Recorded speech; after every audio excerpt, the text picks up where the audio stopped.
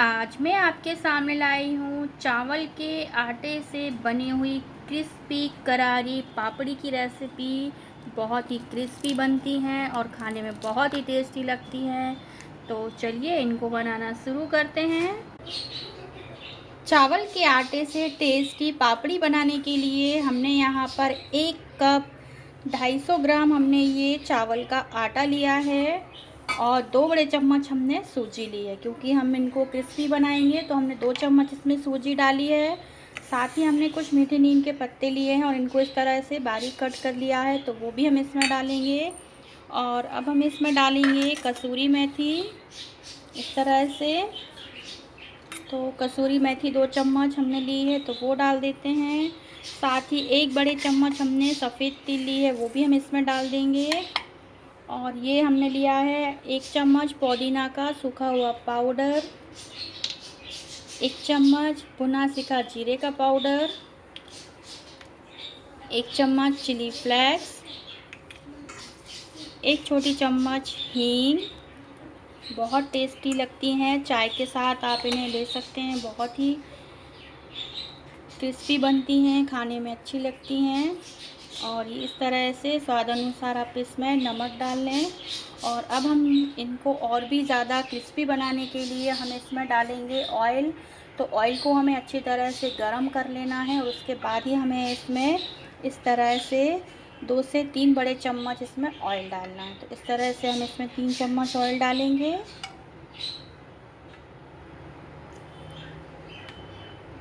और सारी चीज़ों को हम अच्छी तरह से मिक्स कर लेंगे।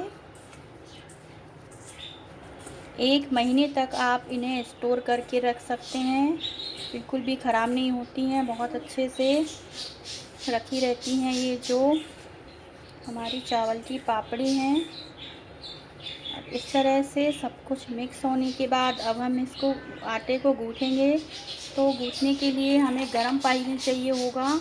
तो इस तरह से हमने पानी को गर्म कर लिया है। तो थोड़ा थोड़ा करके पानी हम इसमें डालेंगे और मिक्स करते जाएंगे इस तरह से। पानी गर्म है तो इस तरह से साइड से आटा हम निकाल के डालेंगे इसमें और फिर सॉफ्ट आटा गूँथ के हमें तैयार करना है। तो इस तरह से थोड़ा थोड़ा आटा हम लेंगे। आप चाहें तो पहले चम्मच की मदद से भी इसको मिक्स कर सकते हैं। अभी इस तरह से सॉफ्ट आटा गूँथ के हमने तैयार किया और आप देख सकते हैं कितना मसालेदार हमारा जो आटा है वो दिख रहा है। तो अब हमने गैस पर एक कढ़ाई रखी है, कढ़ाई में हमने ऑयल डाल दिया है गर्म होने के लिए, गैस का फ्लेम भी ऑन कर दिया है। और अब हम इसकी छोटी छोटी पपड़ियाँ बेलेंगे। तो बेलने के लिए या तो आप छोटे छोटे गोले बनाइए और एक एक पपड़ी को बेलिए, या फिर इस तरह से एक पॉलीथीन लेकर इसमें हम ऑयल लगा लेते हैं अच्छे से। ऑयल लगाने के बाद इस तरह से इतना बड़ा हमने गोला निकाला आटे का और इसको हम पॉलीथीन की मदद से, बेलन की मदद से थोड़ा पतला बेलेंगे। अभी इस तरह से इतना पतला हमने बेला है, आप देख सकते हैं चावल का आटा है, थोड़ा फटता है। तो अब हम क्या करेंगे कि हमने इस तरह का एक ग्लास लिया है और ग्लास सबके घर में होता है। तो इससे हम इस तरह से रखते हुए गोल शेप में अपनी जो पपड़ियाँ हैं गोल गोल वो इस तरह से शेप में काट लेंगे। तो गोल भी कटेंगी और साइज़ में इस तरह से बड़ी भी रहेंगी। तो इस तरह से हम काट लेते हैं। अभी इस तरह से कुछ पपड़ियाँ हमने बेलकर काट ली हैं और इधर गैस पर हमारा ऑयल जो है वो भी हो गया है। तो गैस का फ्लेम हम कम कर देंगे और अब इस तरह से हम इनको डालते हुए मीडियम फ्लेम पर इनको फ्राई करेंगे।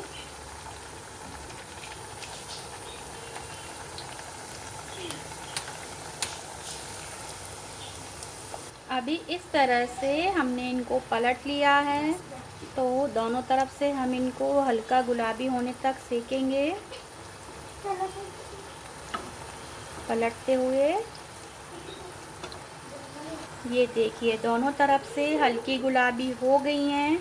तो अब हम इनको निकाल लेते हैं और इसी तरह से हम अपनी सारी पपड़ियाँ जो हैं वो फ्राई कर लेंगे।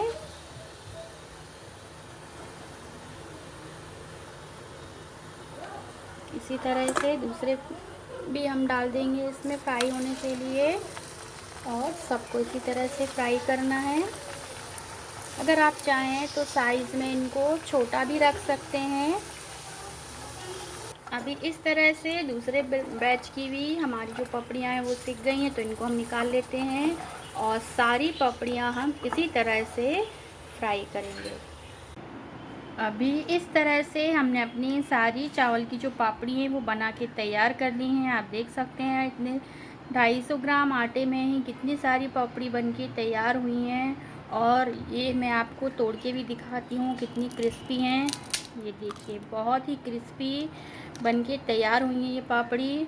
बहुत ही अच्छी लगती हैं चाय के साथ, या फिर ऐसे भी हल्का फुल्का कुछ खाने का मन हो तो आप इसे खा सकते हैं। तो अगर आपको मेरी ये रेसिपी पसंद आती है तो प्लीज़ मेरे चैनल को लाइक करें, सब्सक्राइब करें और अपनी कमेंट हमारे कमेंट बॉक्स में लिखें। धन्यवाद।